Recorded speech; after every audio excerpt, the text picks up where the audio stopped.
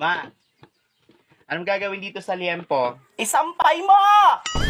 Isampay mo! Kay mamaya, pag natuyo, mukbangin mo, yawa ka. Isampay mo!